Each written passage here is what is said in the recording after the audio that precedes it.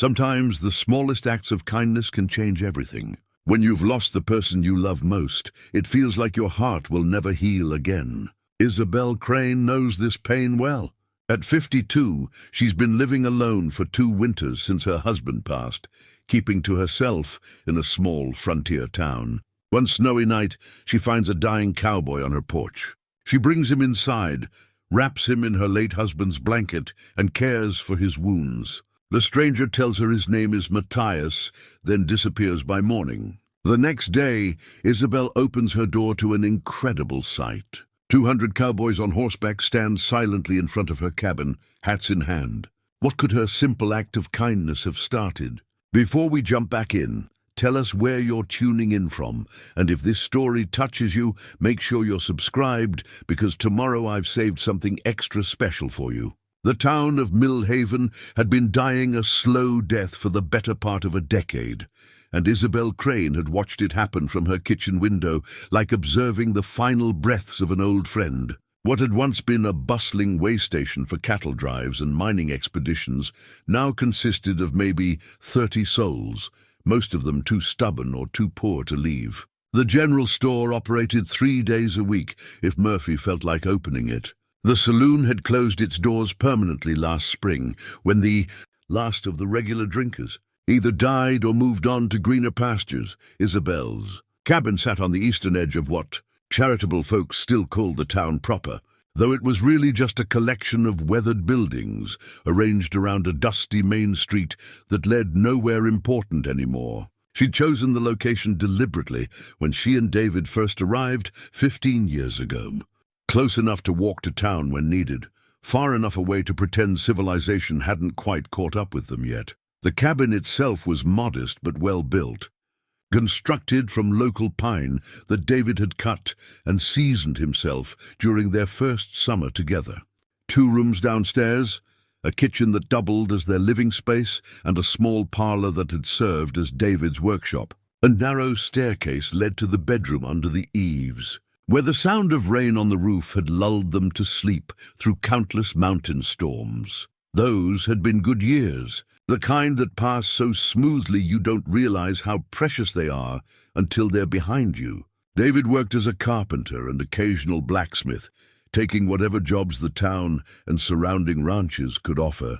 Isabel tended a vegetable garden that provided more food than 2 people could reasonably eat, and she'd spent pleasant afternoons preserving the surplus and trading with neighbors who had something she needed. They'd talked about children in those early years, the way young couples do when the future stretches ahead like an uncharted territory full of possibilities. But children hadn't come, and somewhere along the way they'd stopped mentioning it. Not from sadness exactly, but from the quiet understanding that their life together was complete in ways that didn't require additional souls to make it meaningful. David had been the kind of man who fixed things without being asked and never raised his voice, even when he had every right to be angry. He possessed an unusual stillness about him, as if he'd seen enough of the world's chaos in his younger days to appreciate the value of peace. He'd arrived in Millhaven alone, carrying only a worn travel bag and enough money to buy materials for their cabin. But he'd never spoken much about his life before Isabel. She'd assumed it was simply the way of men who'd spent time in rough country.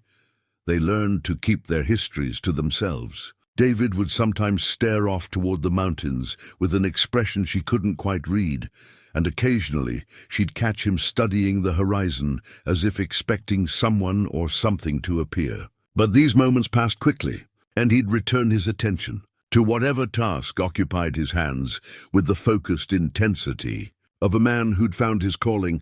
The last 2 winters had taught Isabel things about solitude that she'd never wanted to learn. David had died quickly, a fever that came on sudden and fierce during the worst blizzard anyone could remember. She'd nursed him as best she could, but without a doctor within 50 miles and no way to get word to the outside world through the storm. She'd been forced to watch helplessly as the man she'd built her life around slipped away.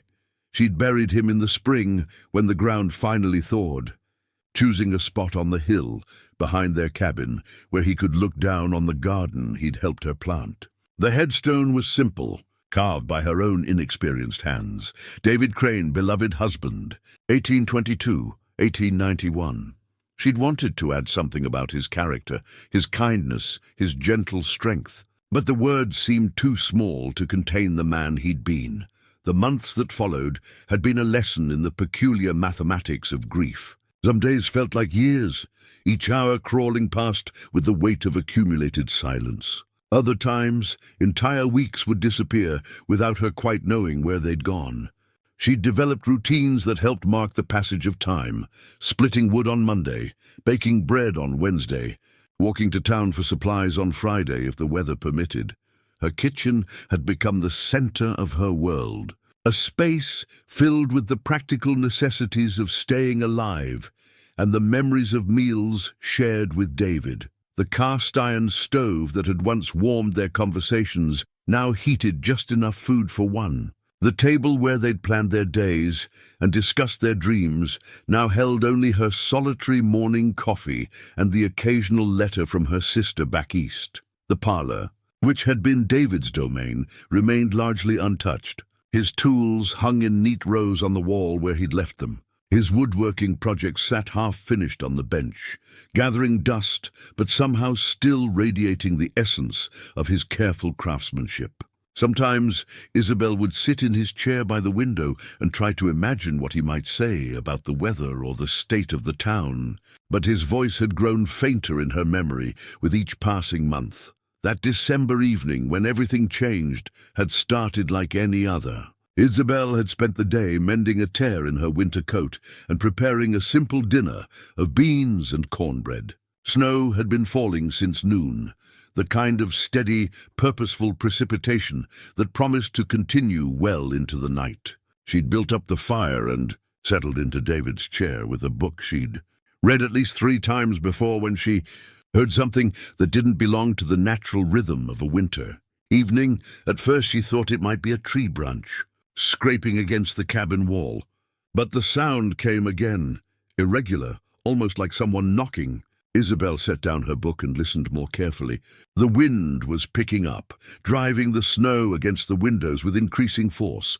But underneath the storm's voice was something else, something that sounded disturbingly like a human voice calling for help. She'd approached the front door with the caution of a woman who'd lived alone long enough to know that unexpected visitors could bring either blessing or trouble. The voice came again, weaker this time, and Isabel's conscience overruled her prudence. She lifted the heavy wooden bar that secured the door and pulled it open against the wind. The man collapsed inward almost immediately, as if he'd been leaning against the door for support. Isabel caught him as best she could, shocked by how little he weighed and how cold his skin felt even through his clothes. He was young, perhaps 30, with dark hair plastered to his skull by melting snow and a face that might have been handsome under better circumstances. Blood had soaked through his shirt on the left side, and his breathing came in shallow, painful gasps. His eyes opened briefly as Isabel struggled to keep him upright, and she saw they were the color of storm clouds, holding a mixture of pain and something else she couldn't identify. Gratitude, perhaps, or relief. "Ma'am," he whispered, his voice barely audible above the wind. "I'm sorry to trouble you." "Don't you worry about that now," Isabel replied, surprised by how naturally the words came. It had been months since she'd spoken to another person beyond basic pleasantries in town. "Let's get you inside where it's warm." She managed to half-drag, half-carry him to David's chair by the fire. The effort left her breathing hard. She wasn't as strong as she'd been when David was alive to help with the heavy work around the cabin. But adrenaline gave her strength she didn't know she possessed, and soon the stranger was settled as comfortably as possible given his condition. His clothes were well made, but travel-worn, the kind a man might wear who spent most of his time outdoors but could afford quality materials. His boots were expensive leather, scuffed and weathered but built to last. Most telling of all was the way he carried himself. Even in his weakened state, there was a natural authority about him that suggested he was accustomed to being listened to and respected. Isabel found herself moving with a competence that surprised her. She heated water on the stove and gathered what medical supplies she could find. Clean cloth for bandages, a bottle of whiskey David had been saving for a special occasion that never came, needle and thread in case stitching was required. Her hands moved without conscious thought, guided by instincts she didn't know she possessed. The stranger, Matthias. He'd told her when she asked his name, submitted to her ministrations with the patience of a man who'd been hurt before, and understood the necessity of accepting help when it was offered. The wound in his side was deep but clean, as if made by a blade rather than a bullet. Isabel cleaned it as gently as she could manage and bound it with strips of cloth torn from an old sheet. "This will have to do until you can see a proper doctor," she said, though they both knew the nearest physician was 2 days' ride away under the best conditions. Matthias nodded, his eyes already heavy with exhaustion. "You're very kind, Mrs. Crane," Isabel supplied. "Isabel Crane, Mrs. Crane." He tested the name as if committing it to memory. "I won't forget your kindness." She'd covered him with David's old blanket, a thick wool weaving in shades of brown and green that had been her husband's most prized possession. David had carried it through whatever adventures had preceded his arrival in Millhaven, and it still held the faint scent of wood smoke and the outdoors that had always clung to him. Matthias had fallen asleep almost immediately, his breathing gradually becoming deeper and more regular as the warmth of the fire and the cabin worked their healing magic. Isabel had sat up most of the night watching over him, partly from concern for his welfare and partly from the strange comfort of having another human presence in her home again.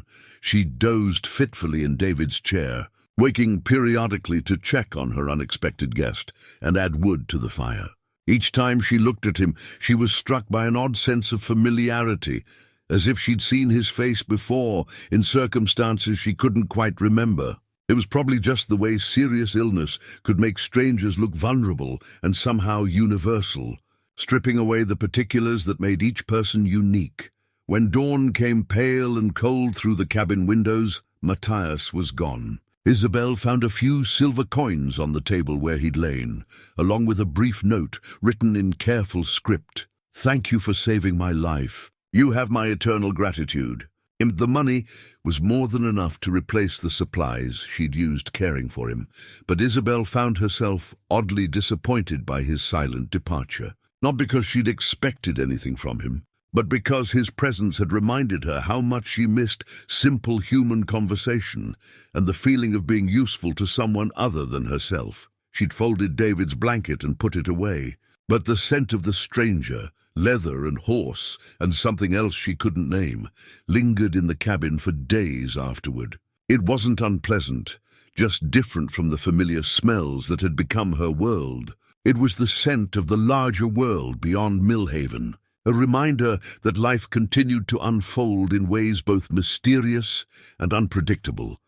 Isabel had returned to her routines, but with a restlessness that hadn't been there before. She found herself looking toward the door more often, as if expecting another visitor and listening for sounds that didn't belong to the winter silence. Something had shifted in her world that night, though she couldn't have said exactly what it was. The next morning had dawned clear and cold, with the kind of crystalline air that made distant mountains look close enough to touch. Isabel had been preparing her usual breakfast of coffee and porridge when she heard it, a sound like distant thunder. That seemed to come from the earth itself rather than the sky. She'd gone to the window and seen something that stopped her heart. A line of mounted riders stretching across the horizon, moving toward her cabin with the measured precision of a military formation. As they drew closer, she could make out individual figures, men in dark coats and wide-brimmed hats, sitting their horses with the easy confidence of those born to the saddle. 200 of them, she would later learn. Though in that moment, the number seemed less important than the sheer impossibility of their presence. They arranged themselves in perfect silence before her cabin, their horses stamping and breathing clouds of vapor in the cold air. But the men themselves, as still as statues. Isabel had stood at her door for what felt like hours, but was probably only minutes, trying to understand what she was seeing. These weren't ordinary cowboys or drifters.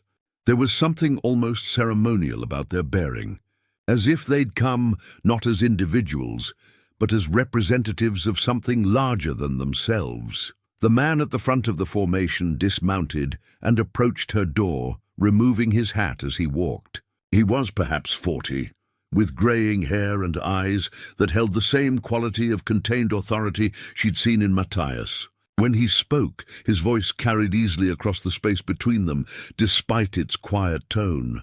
"Mrs. Crane," he said, and somehow she wasn't surprised that he knew her name. "We've come to speak with you about the man you saved 2 nights ago." Isabel's hands trembled as she gripped the doorframe, her knuckles white against the weathered wood. The sight before her defied comprehension. 200 mounted men arranged in perfect formation, their silence more unnerving than any war cry could have been. Each rider sat motionless in his saddle, eyes fixed forward with military precision, their dark coats creating an unbroken line against the snow-covered landscape. The man who had approached her door held his hat respectfully in both hands. His face bore the weathered lines of someone who'd spent decades under an open sky, but his eyes held a gentleness that seemed at odds with the intimidating display behind him. "Mrs. Crane," he repeated, his voice carrying a warmth that somehow made the impossible scene feel less threatening. "My name is Tobias Fletcher. I serve as Deputy Commander of the Shadow Riders." "Shadow Riders?" Isabel's voice came out as barely more than a whisper. She cleared her throat and tried again. "I'm afraid I don't understand what that means, Mr. Fletcher." "The man you saved, Matthias Cross, is our leader," Fletcher explained. "What you did for him 2 nights ago has placed our entire brotherhood in your debt. We've come to offer our gratitude and to ask for your help." Isabel's mind reeled. The quiet stranger who'd collapsed on her porch, the man she'd tended with nothing more than basic kindness, was apparently someone of tremendous importance to these riders. "I don't understand." He was just a wounded traveler. "I did what anyone would do." A ghost of a smile crossed Fletcher's weathered features. "Ma'am, with respect, what you did was save the life of the most important man in 3 territories. Matthias Cross has been leading the Shadow Riders for 15 years, protecting towns like yours from threats most folks never even know exist." The cold morning air cut through Isabel's thin house dress, but she found herself unable to move from the doorway. Everything about this situation felt like a dream, or perhaps a nightmare. "What kind of threats?" Fletcher's expression grew grave. "Outlaws who prey on isolated communities. Claim jumpers who drive families from their land through violence and intimidation. Men who traffic in things decent people shouldn't have to think about." He paused, studying her face. "The Shadow Riders track down those who vanish without explanation and bring justice to places where the law can't reach." Isabel thought of Millhaven's gradual decline, the families who'd simply disappeared over the years, the stories whispered in Murphy's store about strangers asking questions and people who went to check their distant claims and never returned. "You're saying Matthias, Mr. Cross, he protects people like us?" "He does more than that, ma'am. He saved more lives than we could count, including some folks who never knew they were in danger to begin with." Fletcher's voice carried a reverence that spoke of deep loyalty. "The Shadow Riders exist because good people deserve to live without fear, even in places where civilization hasn't quite taken hold yet." Behind Fletcher, the assembled riders remained perfectly still, but Isabel could feel the weight of their attention. It wasn't threatening exactly, but it was overwhelming in its intensity. She'd never been the focus of so much concentrated purpose. "You said you need my help," Isabel managed. "I'm just a widow living alone. I can't imagine what assistance I could possibly provide to men like you." Fletcher's expression darkened. "We have reason to believe there's a traitor among the Shadow Riders, Mrs. Crane. Someone has been selling information about our movements, our safe houses, our methods. 3 towns under our protection have been attacked in the past month, and 5 of our riders have disappeared." The implications hit Isabel like a physical blow. "You think someone you trust is betraying you?" "We know it," Fletcher said grimly. "The attacks were too precise, too well informed.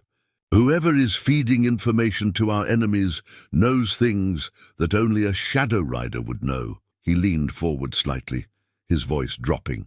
We need someone from outside our brotherhood to help us identify the traitor. Someone who can observe without being suspected. Isabel shook her head, taking a step backward into the warmth of her cabin. Mr. Fletcher, I appreciate your confidence, but I'm not qualified for something like this. I've lived a quiet life. I don't know anything about detecting traitors or dealing with dangerous men. Begging your pardon, ma'am, but you're exactly what we need. Fletcher's tone remained respectful, but carried an undercurrent of urgency. You're intelligent, anyone can see that. You're observant. You had to be to survive alone out here. And most importantly, you're someone Matthias trusts completely.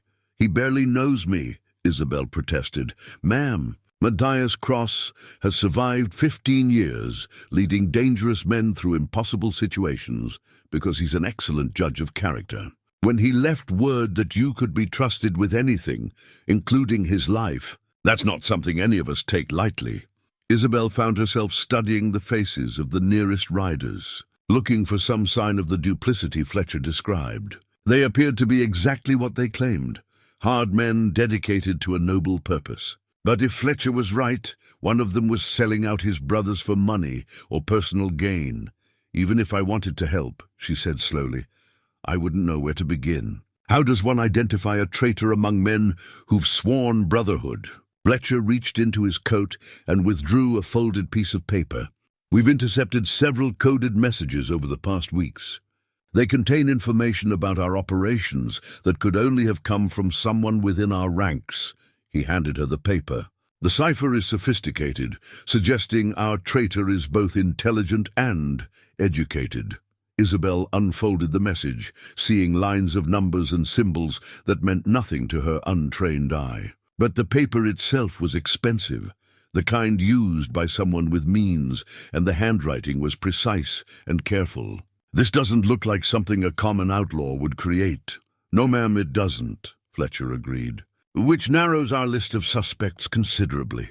There are perhaps 10 men among the Shadow Riders with the education and resources to create something like this. The weight of what Fletcher was asking began to settle on Isabel's shoulders. These men were offering her a chance to be useful again, to contribute to something meaningful. But they were also asking her to step into a world of violence and deception that was entirely foreign to her quiet existence. If I agreed to help, she heard herself saying, what exactly would that involve? Fletcher's relief was visible. The Shadow Riders are gathering at a camp about 5 miles north of here.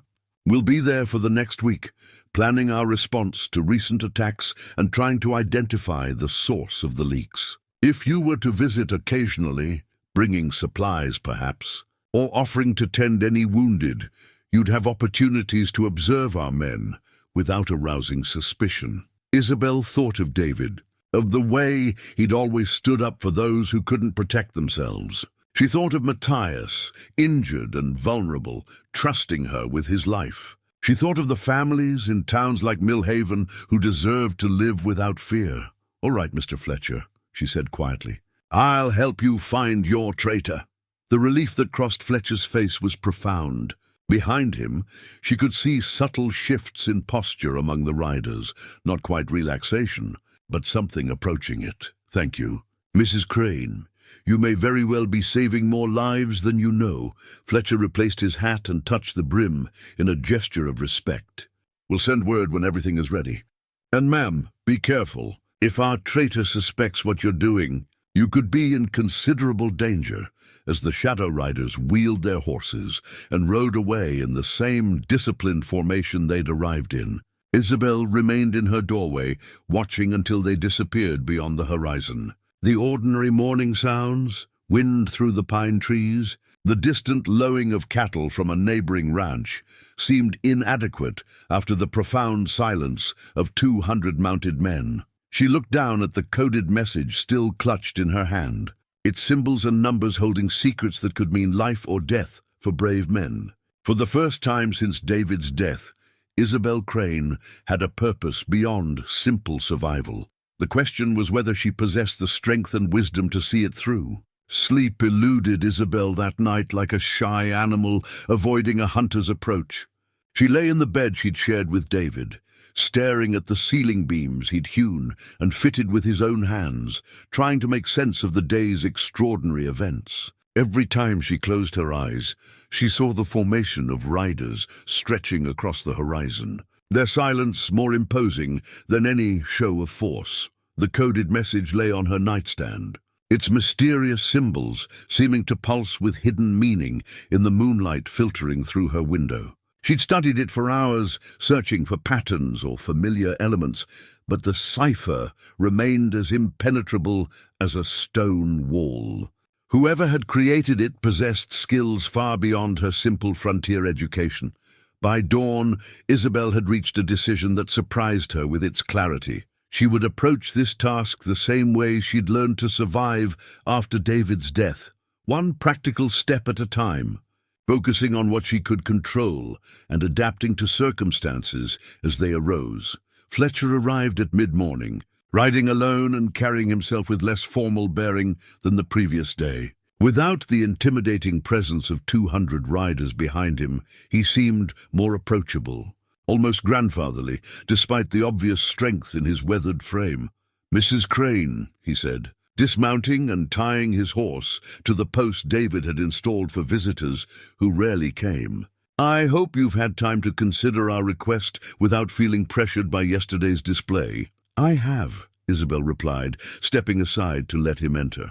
"And I want to understand exactly what I'm agreeing to help with." Fletcher accepted her offered coffee with the gratitude of a man who'd spent too many mornings drinking trail brew from a tin cup. "The attack started 6 weeks ago," he began, settling into David's chair with natural ease. "A town called Cedar Falls, about 40 miles southwest of here.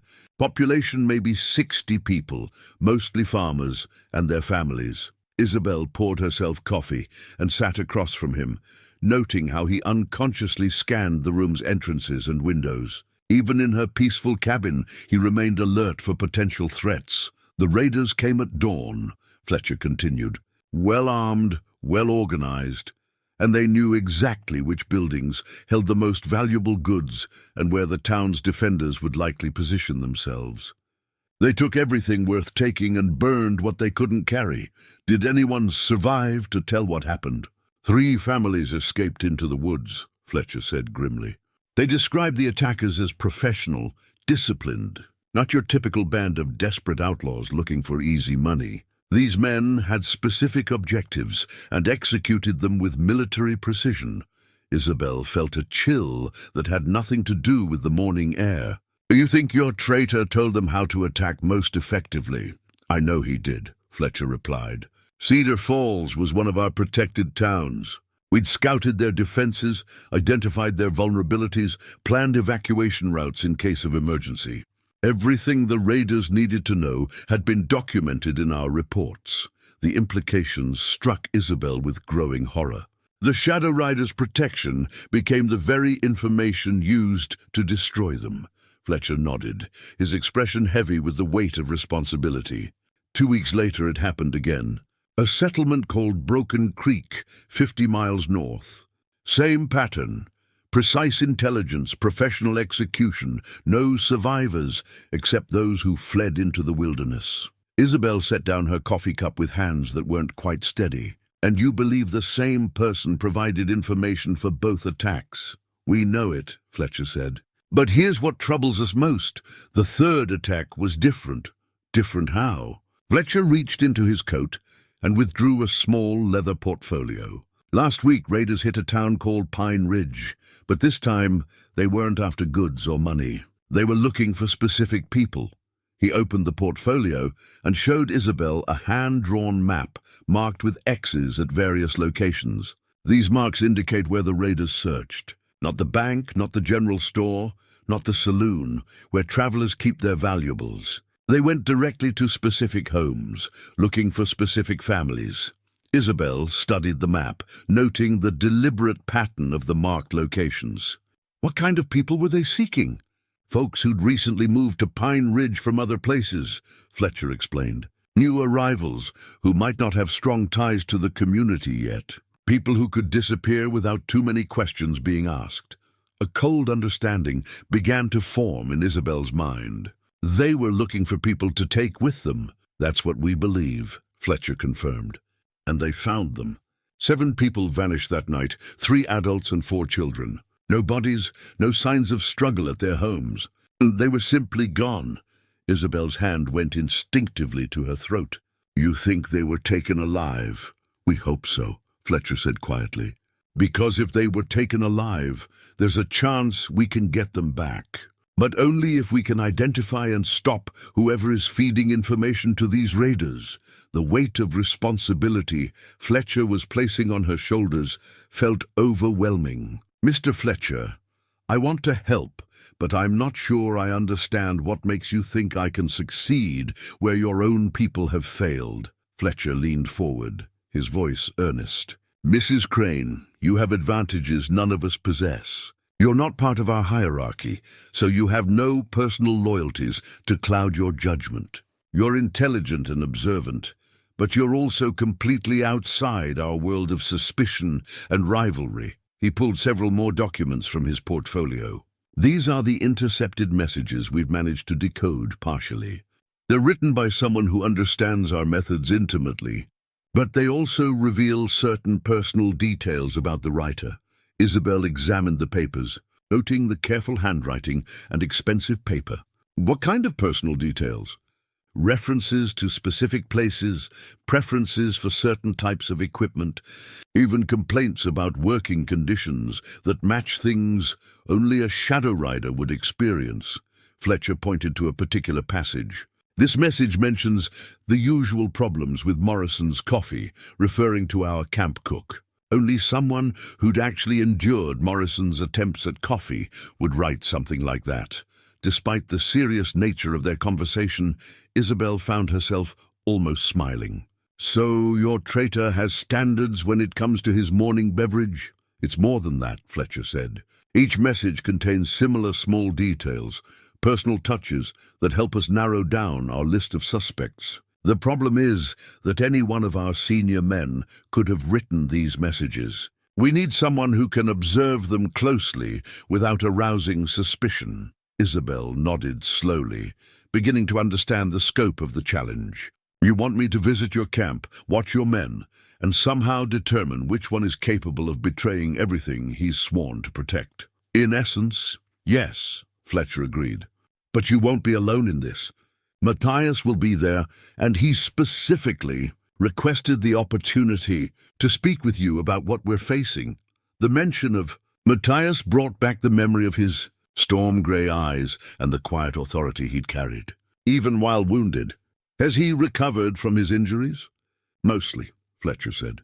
Though he was fortunate you found him when you did. Another hour in that storm might have been too late. He stood gathering his papers. The camp is established in a hidden valley about 5 miles north of here. We've chosen it specifically because it's defensible and isolated enough for private conversations. Isabel rose as well, walking Fletcher to the door. When do I begin?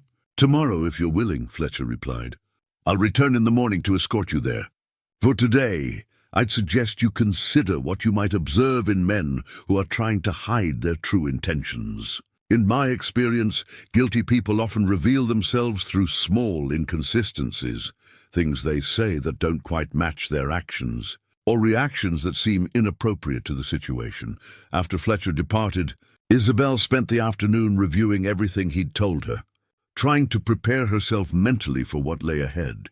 She'd agreed to enter a world of deception and violence, to seek out betrayal among men who'd sworn brotherhood, to help identify someone willing to sacrifice innocent lives for personal gain. As evening approached, she found herself drawn to David's workshop, where his tools still hung in neat rows and his unfinished projects waited patiently for hands that would never complete them. She touched the worn handle of his favorite chisel, remembering how he'd always approached difficult tasks with patient determination and careful attention to detail. Tomorrow, she would need to channel that same methodical approach. The coded messages Fletcher had shown her were like puzzles David might have enjoyed, complex problems requiring patience and observation to solve. Perhaps her late husband had prepared her for this challenge in ways she was only beginning to understand. The traitor among the Shadow Riders had made one crucial mistake. He'd underestimated the power of a grieving widow's determination to protect others from the pain she'd endured. Isabel intended to make sure it was a mistake he would deeply regret. Fletcher arrived at Isabel's cabin the next morning, leading a gentle mare saddled with obvious care for an inexperienced rider. The horse was older, calm-eyed, with the patient temperament of an animal accustomed to carrying precious cargo safely across uncertain terrain. "Her name is Patience," Fletcher said with a slight smile. "She belonged to Matthias's mother, and she's carried more nervous riders to safety than any horse in our remuda." Isabel approached the mare cautiously. It had been years since she'd ridden.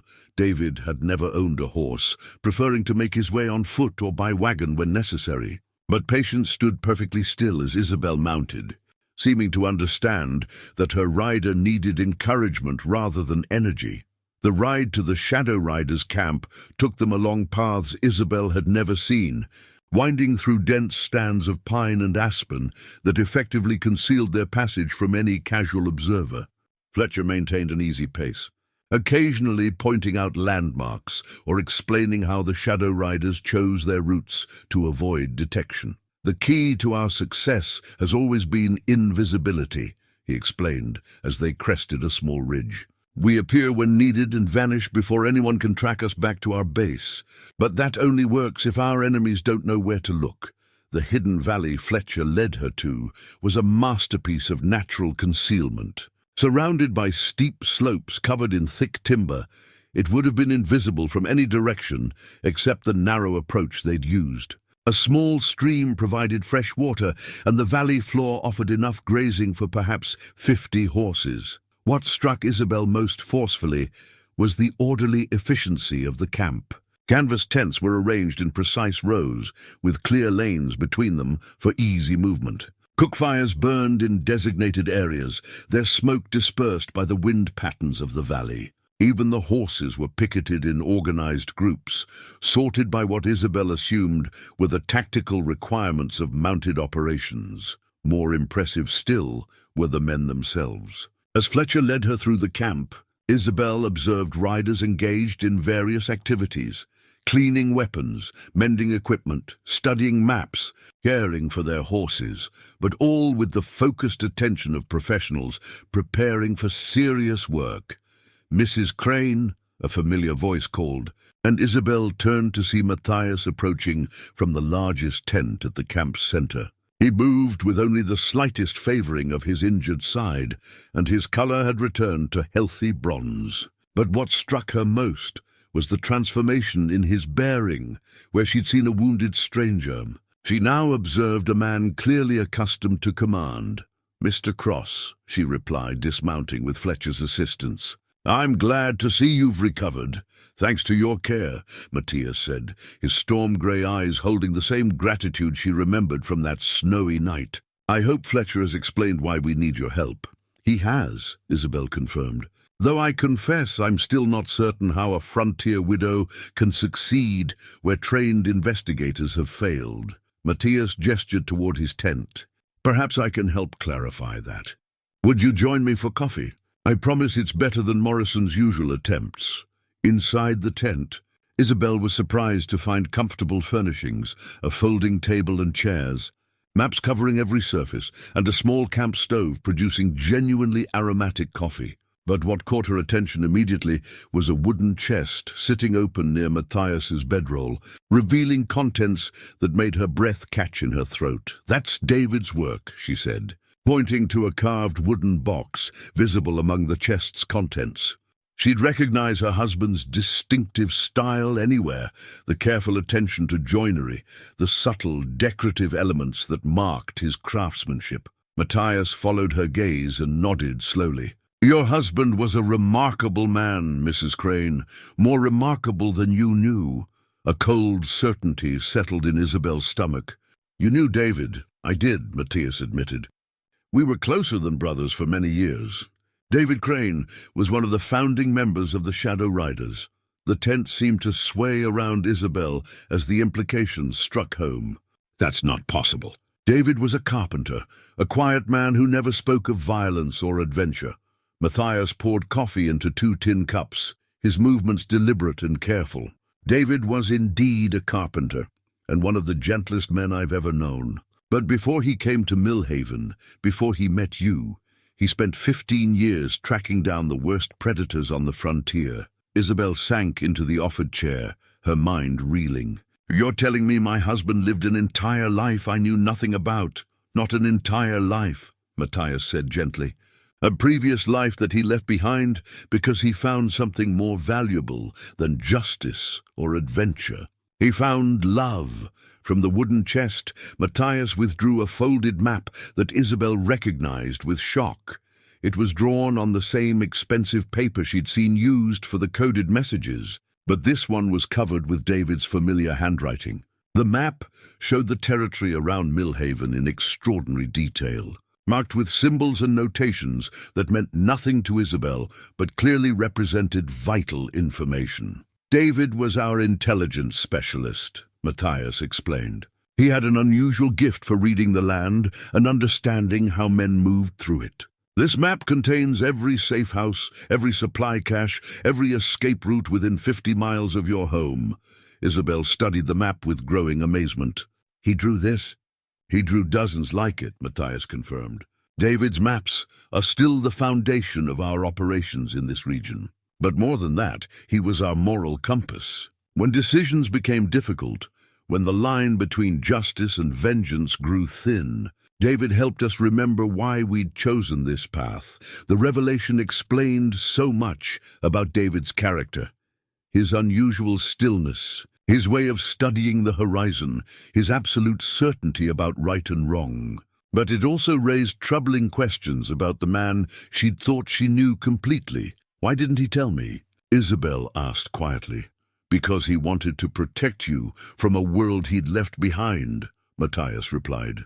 David had seen enough violence to last several lifetimes. When he found you, he found peace. He was afraid that if you knew about his past, you might feel obligated to share the dangers that came with it.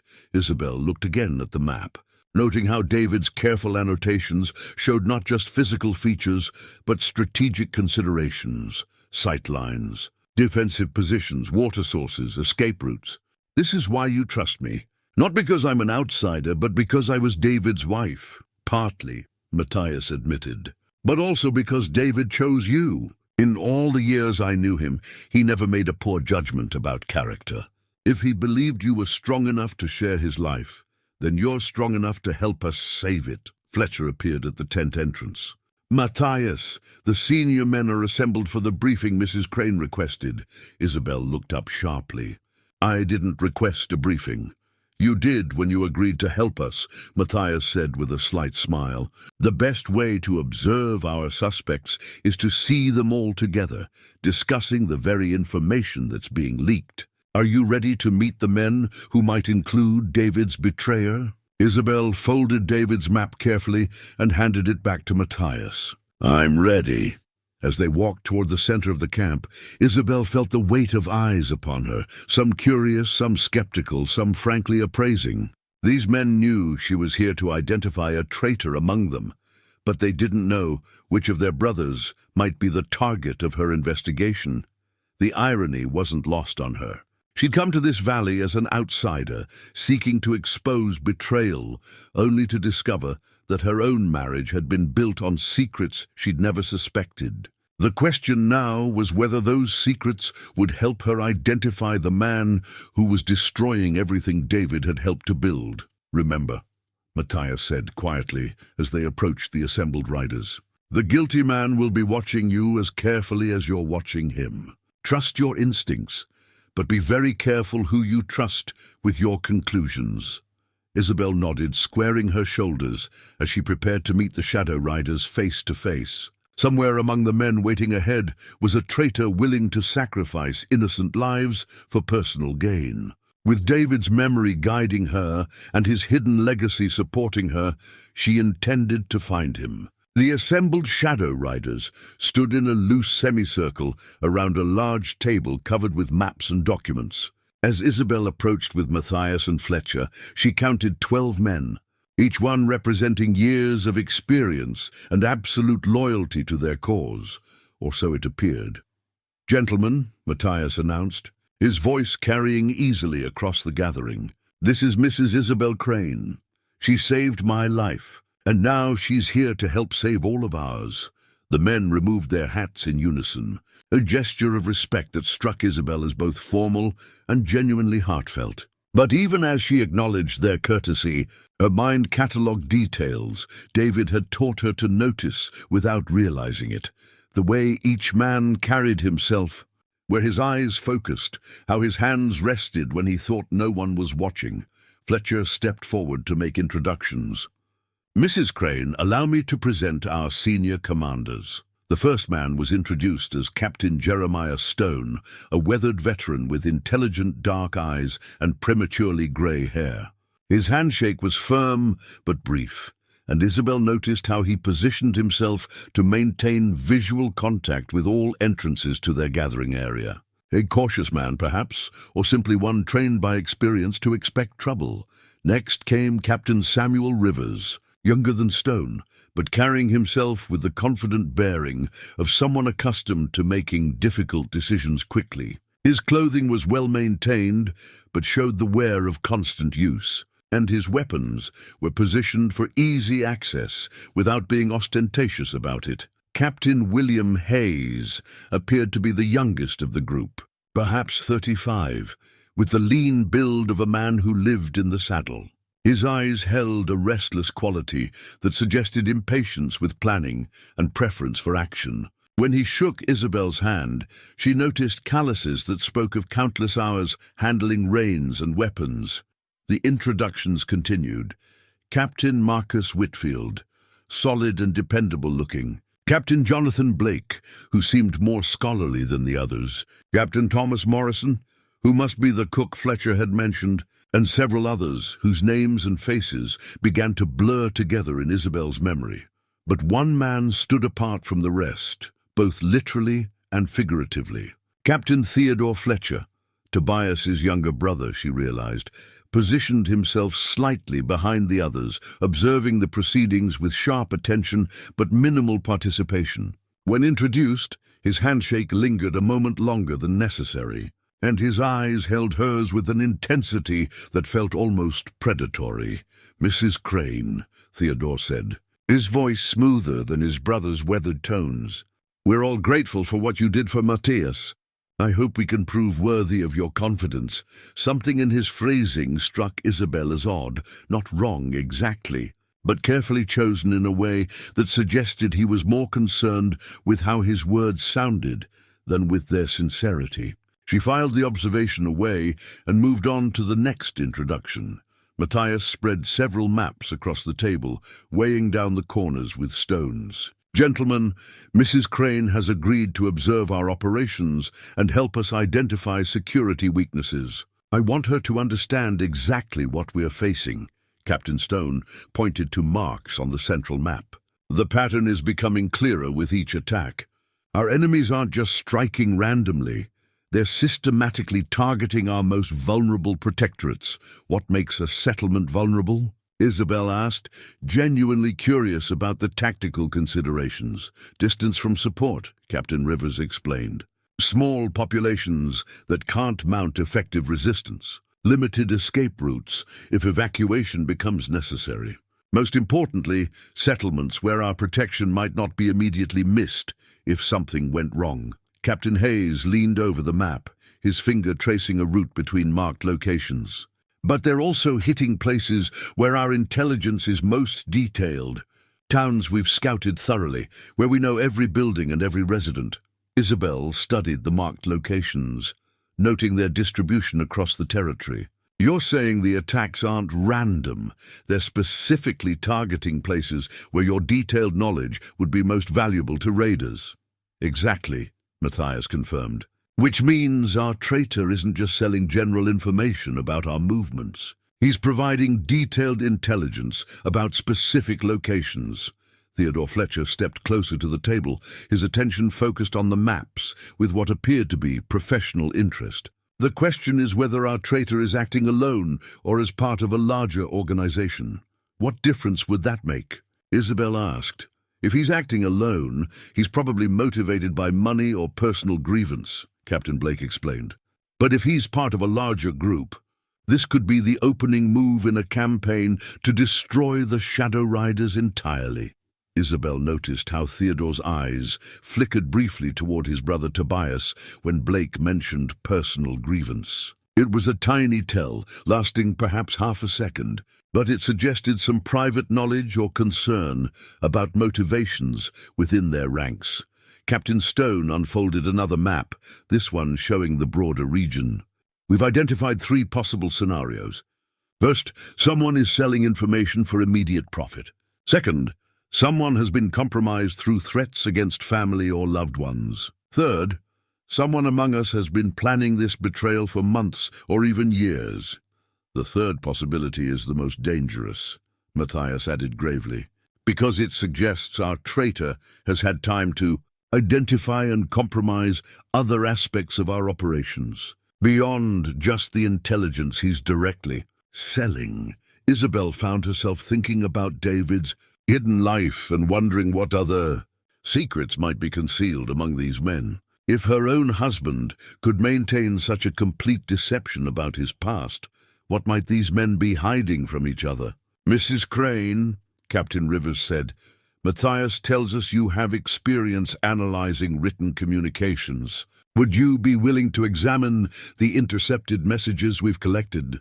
Isabel nodded, though she wondered what experience Matthias could be referring to. Perhaps David had shared more with his old friend about her capabilities than she'd realized. Tobias Fletcher produced the leather portfolio he'd shown her earlier, spreading several decoded messages across the table. "These represent 3 months of intercepted communications. Each one contains specific details about our operations that only someone within our circle could know." As Isabel studied the messages, she became aware of the intense scrutiny from the assembled men. Each one was watching her reactions carefully, but their motivations seemed to vary. Some appeared genuinely hopeful that she might provide insights they'd missed. Others seemed skeptical about her qualifications. A few, particularly Theodore Fletcher, watched her with an attention that felt almost calculating. "The handwriting is consistent across all messages," she observed, noting the careful formation of letters and consistent spacing. "This isn't someone writing in haste or under stress. These messages were composed deliberately, with attention to clarity and detail. What does that tell us about the writer?" Matthias asked. Isabel looked up from the papers, aware that her next words might point suspicion toward one of the men surrounding her. "The writer is educated, patient, and comfortable with written communication. This isn't someone who struggles with literacy or prefers verbal orders. He's also confident enough in his position to take time crafting these messages properly." She paused, studying the faces around her before continuing. "Most importantly, the tone suggests someone who views this as a business transaction rather than a betrayal of friendship. There's no emotional content, no justification or explanation. Just information being sold to the highest bidder."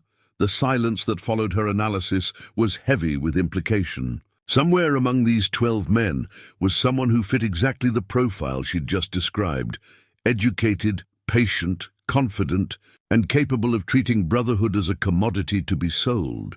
Isabel found herself looking directly at Theodore Fletcher, whose expression had grown notably thoughtful during her analysis. When their eyes met, he smiled slightly, but the expression didn't reach his eyes.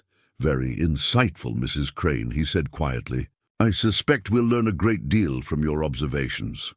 As the meeting dispersed and the men returned to their various duties, Isabel remained by the table with Matthias and Tobias Fletcher. The weight of what she'd undertaken was beginning to settle on her shoulders somewhere. Among the men she'd just met was a traitor whose betrayal had already cost innocent lives. The question was whether she possessed the skill and courage to identify him before he could do even more damage. Isabel spent the next 2 days at the Shadow Riders' camp, ostensibly helping with camp duties, while quietly observing the men who might harbor a traitor.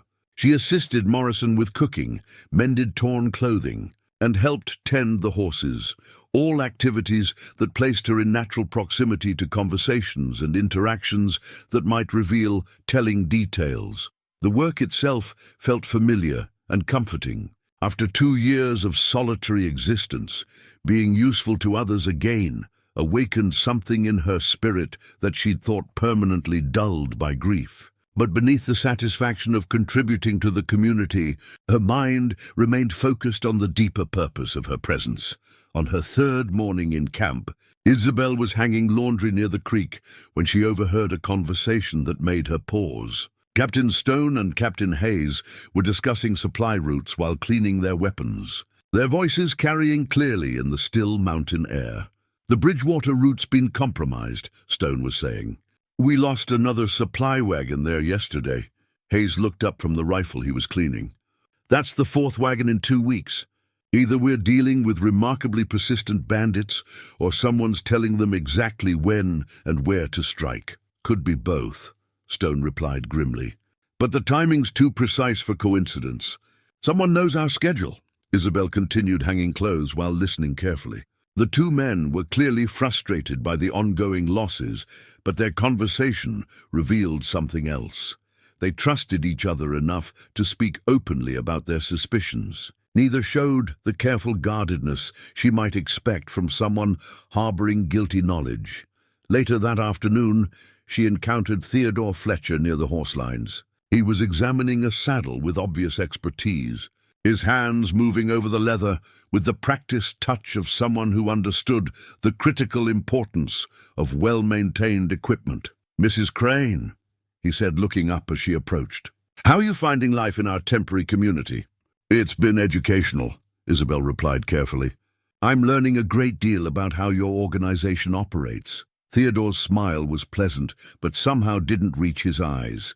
"I imagine it's quite different from the quiet life you're accustomed to in Millhaven." Something in his tone suggested he knew more about her life than casual conversation would warrant. "Mr. Fletcher, did you know my husband?" The question seemed to catch him off guard, and for a moment his careful composure slipped. "David Crane? Not personally, no, but his reputation was well known among the Shadow Riders." "What kind of reputation?" Theodore resumed his examination of the saddle, his attention apparently focused on a worn spot in the leather. He was considered something of a legend, the man who could read country like other people read books. Stories say he could predict where trouble would come from days before it arrived. Isabel felt a stab of grief mixed with pride. Even among these exceptional men, David had been special. "Did you know he'd left the Shadow Riders to marry me?" "I'd heard something to that effect," Theodore replied. "Some said he lost his nerve for the work. Others claimed he'd found something more important than hunting outlaws." The casual dismissal in his voice, "lost his nerve," sparked a flare of anger in Isabel. David hadn't lost anything. He'd chosen love over violence, peace over perpetual conflict. But she kept her reaction carefully controlled. "Which version do you believe?" she asked. Theodore looked up from the saddle, studying her face with uncomfortable intensity. "I think David Crane was a smart man who recognized when it was time to step away from a dangerous game. Though it's interesting that his widow has chosen to step into it." There was something almost threatening in his tone, though his words remained polite. Isabel felt a chill that had nothing to do with the mountain air. That evening she joined Matthias and Tobias Fletcher around their small fire, sharing coffee and the day's observations. The senior Fletcher brother listened carefully as she described her conversations and impressions. "Theodore asked a lot of questions about David," she reported. "More than seemed natural for casual curiosity." Matthias exchanged a look with Tobias that Isabel couldn't quite interpret. "Theodore's always been curious about our history," the older Fletcher said carefully. "He joined the Shadow Riders only 5 years ago, well after David had left us. But he seems to know quite a lot about David's role in the organization," Isabel observed, Theodore makes it his business to understand everything about the Shadow Riders, Matthias explained. He's our historian in a way. Keeps detailed records of our operations, our successes and failures.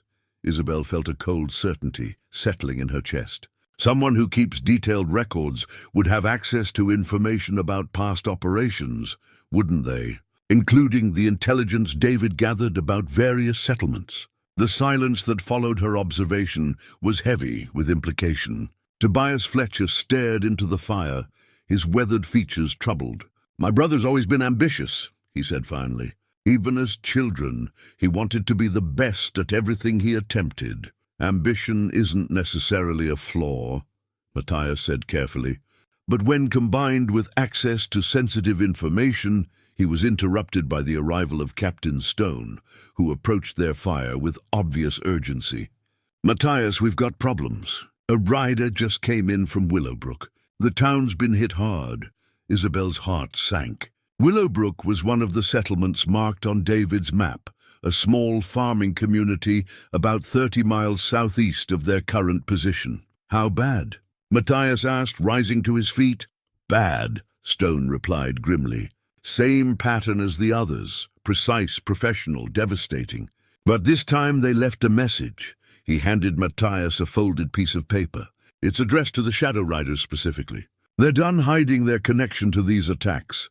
Matthias unfolded the message and read it by firelight, his expression growing darker with each word. Finally, he looked up at the assembled group. "They know about Mrs. Crane," he said quietly. "The message warns that anyone helping the Shadow Riders identify their business partner will face the same fate as the families in Willowbrook." Isabel felt the blood drain from her face. "They know I'm here, which means our traitor has been in communication with them since you arrived," Tobias Fletcher said grimly. "The timeline's too tight for coincidence." Matthias folded the message carefully. "There's more. They're demanding that we abandon our protection of 3 specific settlements within the next week, or face a coordinated assault that will end the Shadow Riders permanently." "Which settlements?" Stone asked. "Cedar Ridge, Millhaven, and Broken Creek," Matthias replied. Isabel's cabin, her home, everything familiar to her was now under direct threat because she'd chosen to help these men. The weight of responsibility felt crushing. "I should leave," she said quietly. "My presence here is putting everyone at risk." "No," Matthias said firmly. "Leaving now would just confirm their suspicions about what you're doing here. Besides, you're safer in this camp than anywhere else. Unless the traitor decides to eliminate the threat more directly," Tobias Fletcher observed darkly. The implications hung in the air between them. Isabel had come to identify a traitor, but now she'd become a target herself. Somewhere in the camp around them was someone who'd already reported her presence to enemies capable of destroying entire communities. "What do we do?" Stone asked. Matthias looked at Isabel, his storm-grey eyes reflecting the firelight. "We find our traitor before he can do any more damage. Mrs. Crane, I need to ask something difficult of you." "What?" "I need you to make yourself an even more obvious target," Matthias said. "Force our traitor to reveal himself by making him think you're getting close to identifying him." Isabel thought of David, of his quiet courage and unwavering sense of right and wrong. He'd risked everything for strangers who needed protection. Could she do less? "Tell me what you need me to do," she said. The next morning brought a discovery that changed everything Isabel thought she understood about her husband's secret life. While organizing David's belongings in Matthias's tent, documents and maps she'd requested to study for, additional insights, she found something that made her hands tremble. Hidden in the false bottom of David's wooden box was a folded document bearing an official seal she didn't recognize. The paper was yellowed with age but carefully preserved, and when she unfolded it, her breath caught in her throat. It was a charter, written in formal language and signed by 12 men whose names she now recognized as the founding members of the Shadow Riders. But this wasn't just any organizational document. It was a sacred covenant, establishing not just a brotherhood of protectors, but guardians of something far more valuable than Isabel had imagined.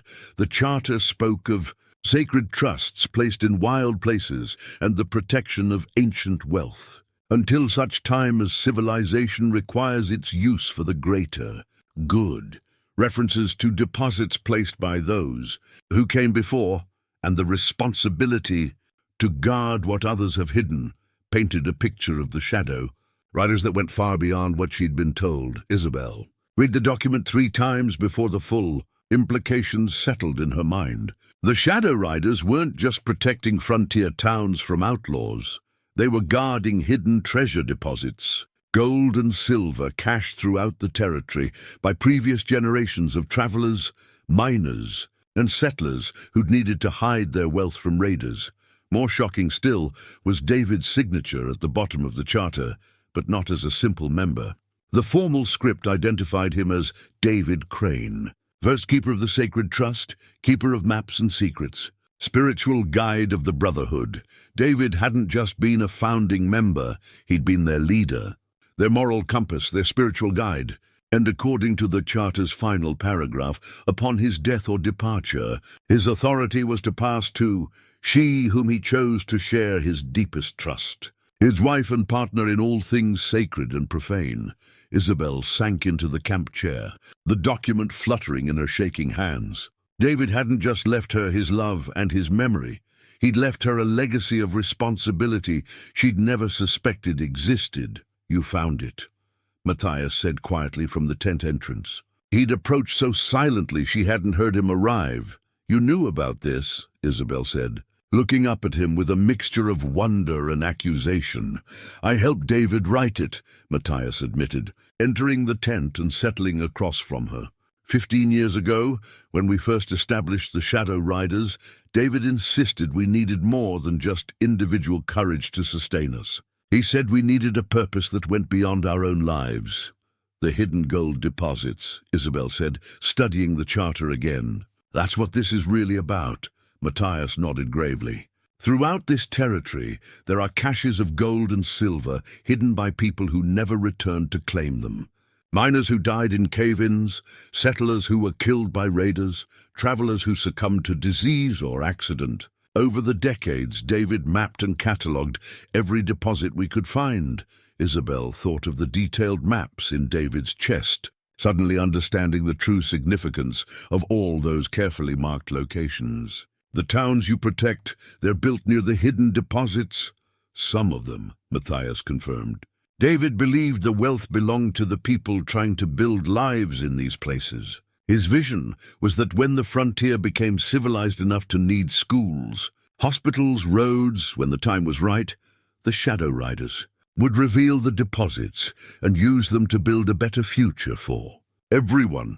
The magnitude of what David had been protecting and what he'd passed to her left Isabel speechless. This wasn't just about stopping outlaws or preventing raids. This was about safeguarding the foundation of an entire region's future prosperity. How much wealth are we talking about? She asked quietly.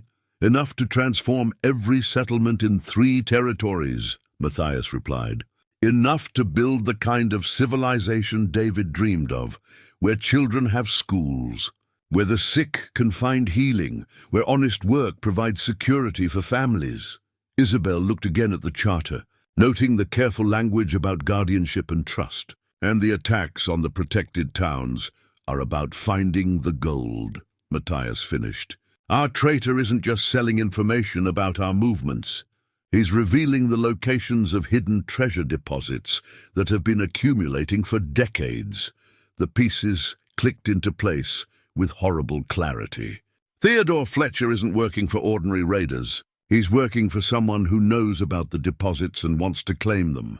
We believe so, Matthias said, but until now we couldn't prove it.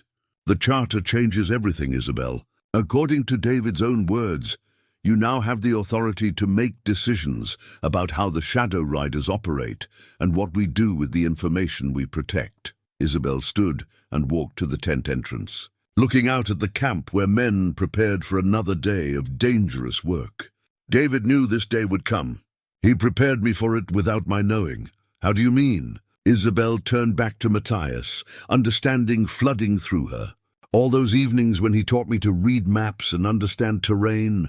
The way he showed me how to observe people and judge their character. His insistence that I learn to handle weapons and think strategically about problems. She paused, remembering. He wasn't just sharing his interests with me. He was training me to take his place. David always said you had the wisdom to guide the Shadow Riders better than any of us, Matthias said. He believed that when the time came, you'd know how to balance justice with mercy, how to use the hidden wealth for its intended purpose rather than personal gain. Isabel folded the charter carefully, feeling the weight of authority settling on her shoulders. The traitor, Theodore Fletcher, he knows about this, doesn't he? About the gold, about David's role, about the authority that passes to me. We believe he discovered David's true position shortly after joining us, Matthias confirmed. His interest in our history wasn't academic curiosity, it was intelligence gathering. He's been planning this betrayal for years, waiting for the right opportunity, and my arrival gave him that opportunity, Isabel realized. He knew that if David's widow discovered the truth about the hidden gold, she might use her authority to change how the Shadow Riders operate. More than that, Matthias said grimly. According to the Charter, you have the power to expose the deposits publicly, to distribute the wealth directly to the communities that need it. Theodore's employers can't allow that to happen. It would end their chance to claim the treasure for themselves. Isabel understood now why the enemy's message had specifically threatened her. She wasn't just a witness who might identify a traitor. She was the one person who could legally prevent them from stealing generations of accumulated wealth. There's something else, Matthias said, producing another document from his coat. We intercepted this message this morning. Isabel unfolded the paper and read words that chilled her blood. The widow knows too much. Eliminate her before she can claim David Crane's authority. Payment doubled upon confirmation of death. The message was signed with Theodore Fletcher's distinctive handwriting. Isabel looked up at Matthias, seeing her own grim determination reflected in his storm-grey eyes. How long do we have? Not long, Matthias replied. Theodore left camp before dawn, claiming he was scouting for threats. I suspect he's actually arranging your assassination. Isabel folded both documents and placed them carefully in her coat. David had trusted her with more than love. He'd trusted her with the future of everyone trying to build honest lives in this hard country. Then we'd better move quickly, she said. It's time to claim my inheritance. Within an hour of discovering the assassination order, Isabel found herself at the center of a war council unlike anything she could have imagined. Matthias had assembled the senior Shadow Riders in his tent, and the revelation of David's charter had transformed their entire understanding of their mission. Gentlemen, Matthias announced, his voice carrying the weight of ceremony, I present Isabel Crane, David's chosen successor and rightful leader of the Shadow Riders. The reaction was immediate and varied. Captain Stone stepped forward first, removing his hat and offering a formal bow. Ma'am, if David Crane chose you, that's good enough for me. Captain Rivers and Captain Hayes followed suit, their acceptance coming with the easy grace of men accustomed to adapting to changing circumstances. But Isabel noticed that not all the assembled riders showed the same immediate acceptance. A few exchanged uncertain glances, clearly struggling with the idea of following a woman who'd been a stranger to them just days before. With respect. Ma'am, Captain Blake said carefully, this is a considerable change in our command structure. Perhaps we should discuss the implications before making any permanent decisions. Isabel appreciated his diplomatic phrasing, but she could hear the underlying resistance. These men had risked their lives following male commanders for years. Asking them to trust a frontier widow with no military experience was a significant leap of faith. Captain Blake raises a valid concern, Isabel said, standing and facing the assembled group. I never sought this authority, and I understand your reservations about accepting it. But Theodore Fletcher's betrayal has forced our hand. She produced the assassination order and passed it around the circle. Each man's expression grew grimmer as he read the explicit threat against her life. "The question isn't whether I'm qualified to lead you," Isabel continued. "The question is whether we can work together to stop Theodore before he destroys everything David built." Tobias Fletcher had remained silent throughout the discussion, but now he spoke with obvious pain in his voice. "My brother has chosen his path. The Shadow Riders must choose theirs." Matthias spread David's original maps across the table, pointing to marked locations that now took on new significance. "These deposits represent the future of every family trying to build honest lives in this territory. If Theodore's employers claim them, that future dies."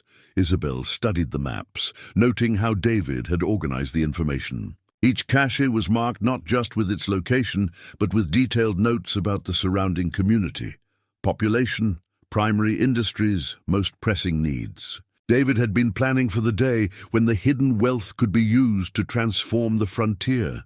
"How many men does Theodore have access to?" she asked. "Unknown," Captain Stone replied. "But based on the scale of the recent attacks, we're facing at least 50 well-armed raiders, possibly more. And how many Shadow Riders can we rally for defense?" Matthias counted quickly. 43 men currently in the territory, including those present. If we can get word to the distant patrols, perhaps 60. Isabel nodded, processing the tactical situation. David had taught her enough about warfare to understand they were facing challenging odds, especially if their enemies chose the time and place of engagement. "What about the towns under our protection?" she asked. "Can we count on support from local defenders?" "Some," Captain Hayes said, "but most settlements have fewer than a dozen men capable of fighting effectively. They're farmers and shopkeepers, not soldiers." Isabel walked to the tent entrance and looked out at the camp, where Shadow Riders went about their preparations with the disciplined efficiency of professional fighting men. These were good people doing necessary work, and Theodore's betrayal threatened to destroy everything they'd sacrificed to build.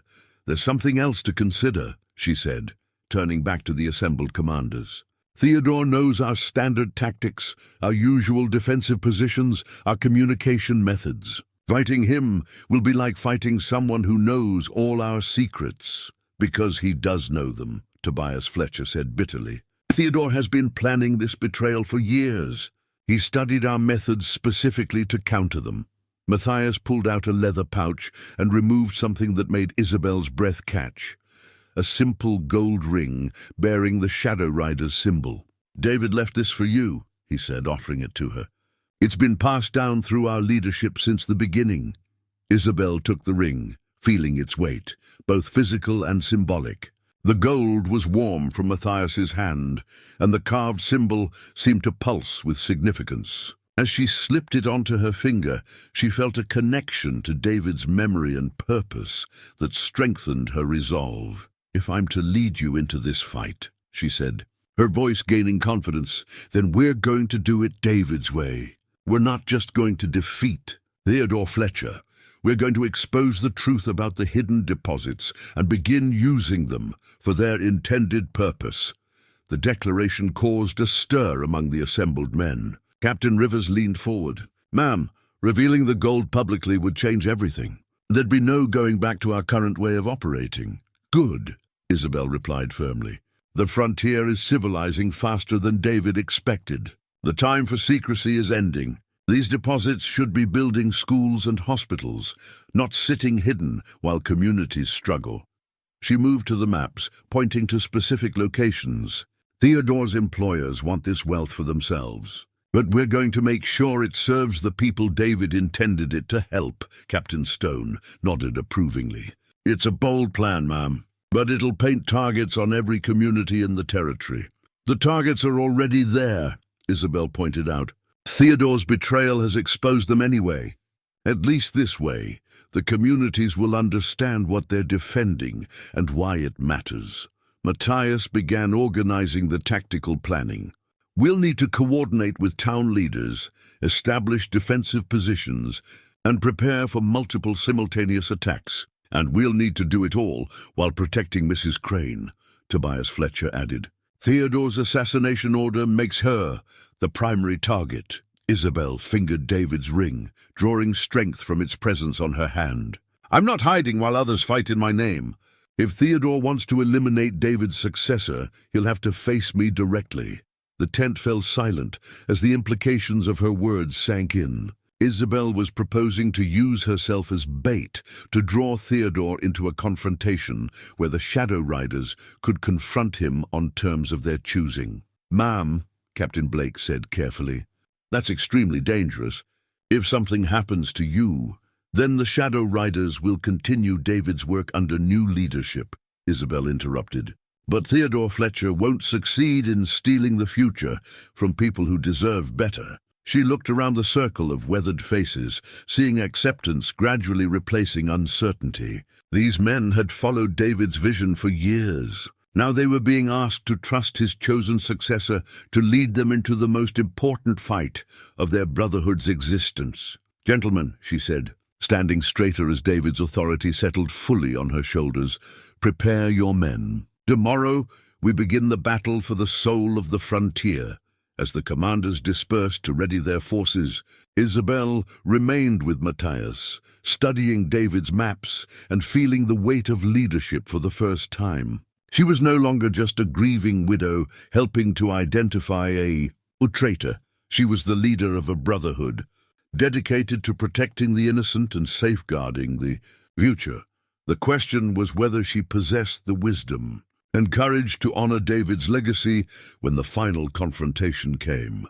Dawn came gray and cold to the hidden valley, mist rising from the creek, like spirits departing a battlefield before the violence began. Isabel stood at the edge of camp, watching the Shadow Riders make their final preparations. Each man moved with the focused efficiency of someone who understood that today might be his last. But none showed fear, only the grim determination of those defending something worth dying for. The unity horn lay in her hands, its brass surface worn smooth by generations of Shadow Rider leaders who'd used it to call their brotherhood to assembly. According to Matthias, the horn had been David's idea, a way to summon scattered riders when desperate circumstances required every available man to stand together. Today would be such a day. Isabel raised the horn to her lips and blew a long, clear note that echoed off the valley walls and rolled across the surrounding mountains. The sound was haunting and beautiful, carrying with it the weight of tradition and the promise of justice. As the note faded, 43 Shadow Riders turned toward her in perfect silence, their faces reflecting the same mixture of respect and determination she'd seen in David's eyes during their most serious conversations. "Today, we face betrayal from within our own ranks," Isabel called out, her voice carrying clearly in the mountain air. "Theodore Fletcher has sold our secrets, endangered our protectorates, and marked me for assassination. But more than that, he's tried to steal the future from every family, trying to build honest lives in this territory." She gestured toward the maps spread on a nearby table, visible to the assembled riders. "The hidden deposits our brotherhood has guarded for 15 years represent more than gold and silver. They represent schools for children, medicine for the sick, tools for farmers, protection for the innocent. Theodore's employers want to claim that wealth for themselves, leaving our communities to struggle in poverty while they grow rich from other people's sacrifices." Captain Stone stepped forward, his weathered face set with resolve. "What are your orders, ma'am?" Isabel looked at the faces surrounding her, men who'd chosen to follow David's vision of justice and protection, now asked to trust his widow with their lives. The weight of leadership settled on her shoulders, but it no longer felt overwhelming. David had prepared her for this moment, and his memory would guide her through it. "We're going to end this betrayal permanently," she announced. "Theodore's employers are advancing on 3 fronts, towards Cedar Ridge, Millhaven, and Broken Creek. They expect to find surprised, defenseless communities. Instead, they're going to find coordinated resistance and Shadow Riders who know exactly where they're coming from." Matthias unfolded a tactical map showing the approaches to each threatened settlement. "Our scouts report approximately 60 raiders divided into 3 groups. Each group is being guided by someone with detailed knowledge of our defensive positions. Theodore's people, Captain Hayes observed grimly, which means they know our usual tactics, Isabel continued. So we're not going to use them. Instead, we're going to do something Theodore won't expect. We're going to attack.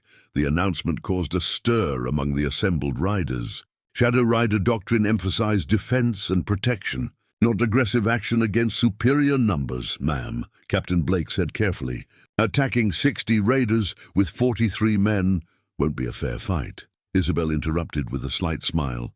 For them, because we have advantages they don't know about. She pointed to specific locations on the map. David's maps don't just show where the gold is hidden.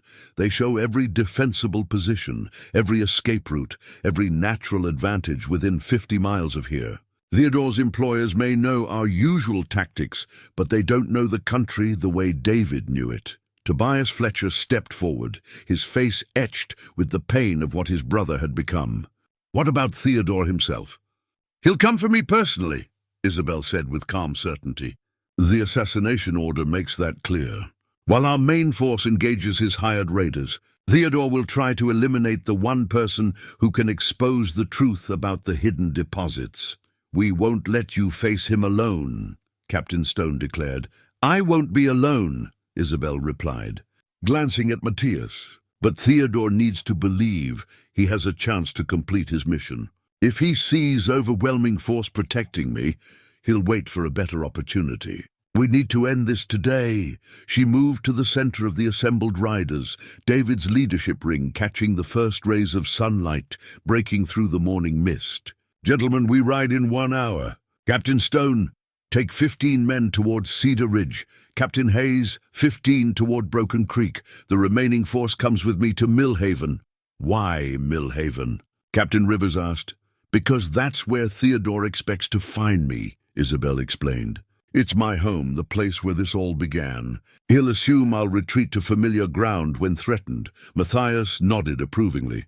And when he arrives expecting to find a frightened widow hiding in her cabin, he'll find the new leader of the Shadow Riders, backed by the full authority of David's legacy and ready to end his betrayal permanently, Isabel finished. As the riders dispersed to collect their weapons and mount their horses, Isabel remained by the maps, studying the approaches to Millhaven one final time.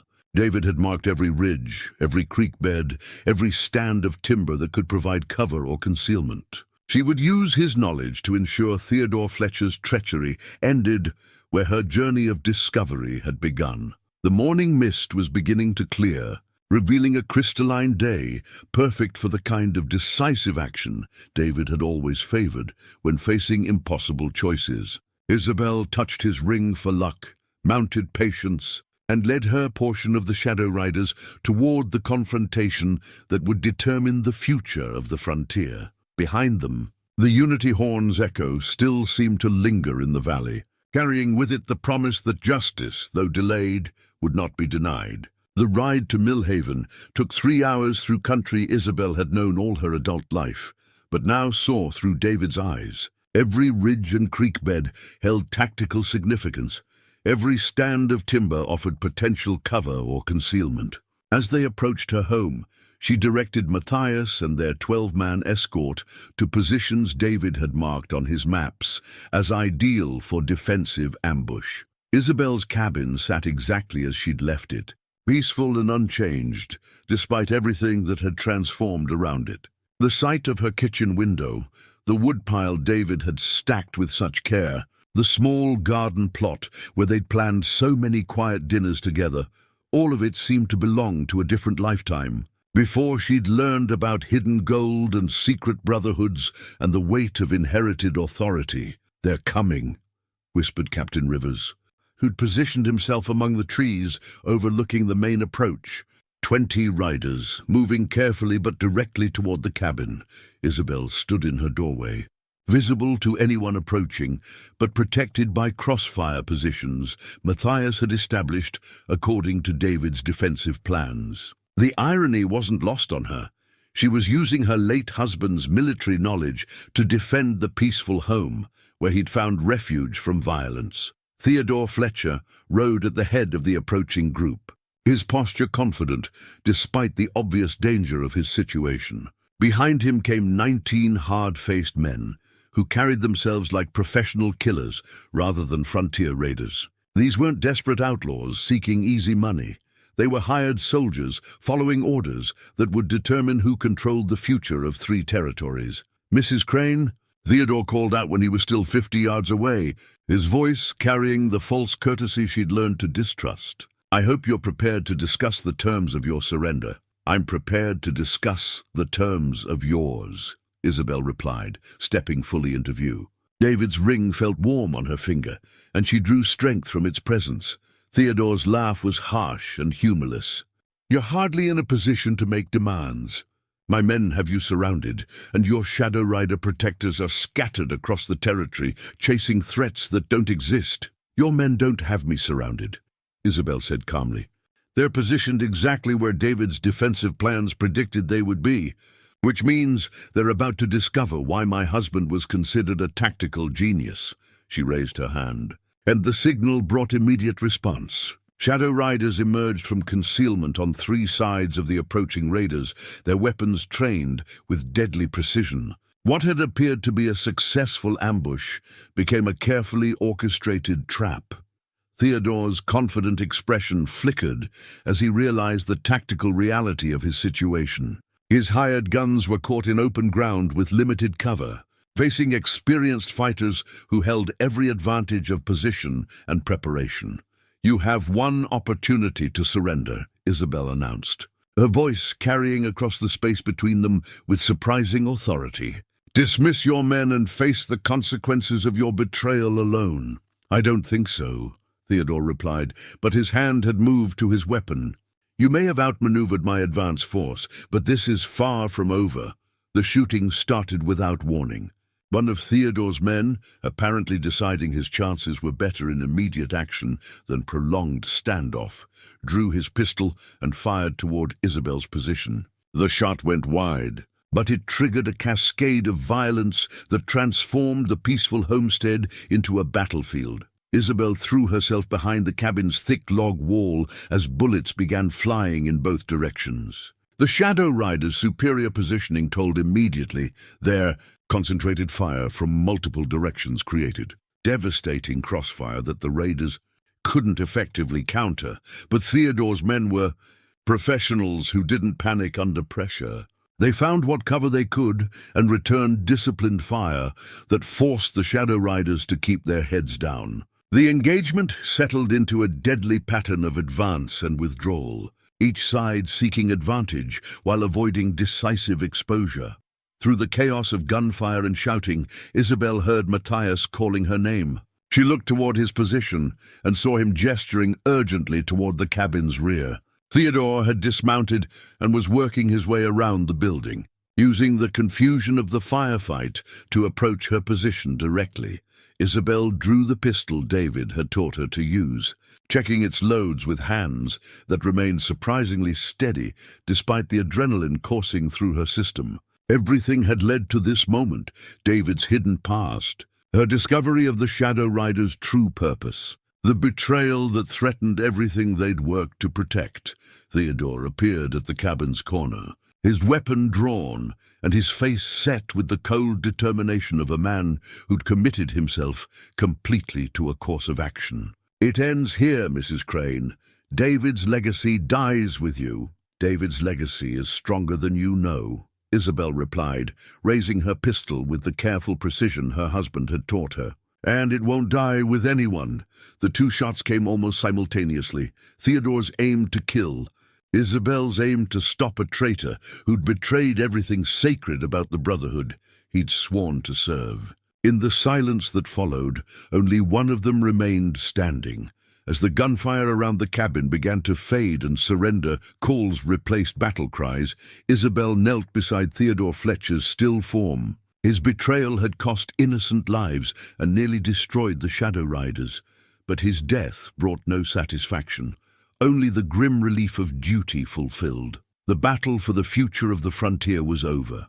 Now came the harder task of building the peace David had envisioned. 3 months after the battle at Millhaven, Isabel stood in the doorway of her cabin and marveled at how much the world had changed. Where once she'd faced empty horizons and crushing solitude, now she looked out on a steady stream of visitors, shadow riders reporting on their expanded operations, town leaders seeking guidance on community development projects, and families whose lives had been transformed by the revelation of the hidden deposits. The most visible change was the cabin itself, which had been expanded to accommodate its new role as headquarters for the reformed Shadow Riders. David's workshop had been converted into a meeting room where maps covered every wall, marking not just the locations of recovered gold, but the schools, hospitals, and infrastructure projects it was funding throughout the territory. Isabel sat at the large table David had built for their quiet dinners, now used for planning sessions that would determine the future of dozens of communities. Before her lay the new charter she'd spent weeks crafting, a document that formalized the Shadow Riders' transformation from a secret brotherhood into an open organization dedicated to frontier development and protection. "Mrs. Crane," Captain Stone announced from the doorway, "the delegation from Cedar Ridge has arrived." Isabel looked up to see a group of families approaching the cabin, their faces bright with the kind of hope she remembered from her early days with David. These were people who'd seen their community's first schoolhouse, built with gold that had been hidden in their own hills for decades, waiting for someone with the vision to use it properly. "Please, come in," Isabel said, rising to greet them. "I want to hear how the new teacher is working out." The next hour was filled with the kind of conversations that reminded Isabel why David's vision had been worth protecting.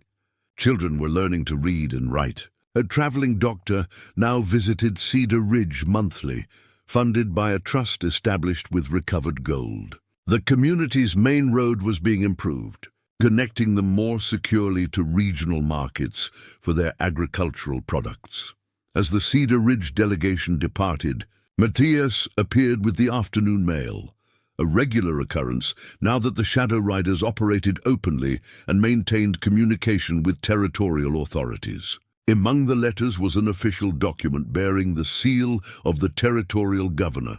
"Recognition," Matthias said with satisfaction, handing her the papers. "The territorial government has formally acknowledged the Shadow Riders as a legitimate peacekeeping and development organization." Isabel read the governor's letter with amazement. After years of operating in secrecy, the Shadow Riders were now officially authorized to coordinate with territorial marshals, manage the recovered deposits according to community needs, and expand their operations to help settle disputes peacefully. "David would have been proud," she said quietly, fingering the leadership ring that had become as natural on her hand as her wedding band. "He knew this day would come," Matthias replied.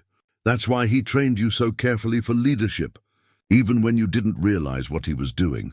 Through the window, Isabel could see the afternoon shift change among the Shadow Riders, who maintained security around the headquarters. The organization now numbered nearly 100 men, many of them former outlaws who'd chosen honest work over continued lawlessness when offered the opportunity. The reformation of the Shadow Riders had created second chances for people who'd never expected to find them. "There's someone here to see you," Matthias said, his tone carrying a note of gentle amusement. "He's been waiting patiently for over an hour." Isabel looked toward the main room and saw a familiar figure standing quietly by the maps, Matthias himself, but dressed in clean clothes rather than trail gear, his hat in his hands and an uncharacteristic nervousness in his bearing. "I thought you might like to take a walk," he said when she joined him. "It's been a long day of meetings and planning. Sometimes a person needs to remember what all this work is actually protecting." They walked together toward the hill where David was buried, following the path Isabel had worn smooth with countless solitary visits over the past 2 years. But this time, the walk felt different, less like a pilgrimage to the past and more like a sharing of the present with someone who understood its significance. "Do you think David would approve of what we've accomplished?" Isabel asked as they reached the simple headstone. "I think he'd be amazed by what you've accomplished," Matthias corrected gently. "David planted seeds, but you're the one who made them grow into something that's transforming the entire territory." Isabel knelt and placed fresh wildflowers on David's grave, as had become her custom. But for the first time since his death, the gesture felt like celebration rather than mourning. "I've been thinking about the future," Matthias said quietly. "About what comes next for the Shadow Riders, for the communities we're helping to build, for people who've spent so much time focused on survival that they're just beginning to think about actually living." Isabel looked up at him, seeing something new in his expression. Not just the respect and partnership that had developed between them, but something deeper and more personal. "I've been thinking about the future too," she admitted. "About how David's greatest gift wasn't just preparing me to lead the Shadow Riders, but teaching me that love doesn't end with death. It transforms into something that can guide new beginnings." Matthias extended his hand to help her rise, and when she took it, she felt the same sense of rightness she'd known with David, different in its particulars, but equally real in its promise. As they walked back toward the cabin together, Isabel reflected on the journey that had brought her from grieving widow to leader of a brotherhood dedicated to building a better future. David's blanket, the artifact that had started everything, now rested in a place of honor in their headquarters, a reminder that the smallest acts of kindness could indeed change the world. The sun was setting over the mountains, painting the sky in shades of gold that reminded Isabel of the hidden deposits that were transforming communities throughout the territory.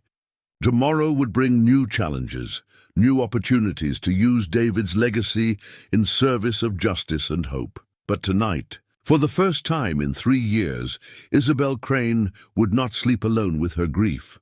She would rest in the knowledge that love, like the work of the Shadow Riders, was something that could be shared, expanded and passed on to future generations who would continue building the world David had dreamed of creating.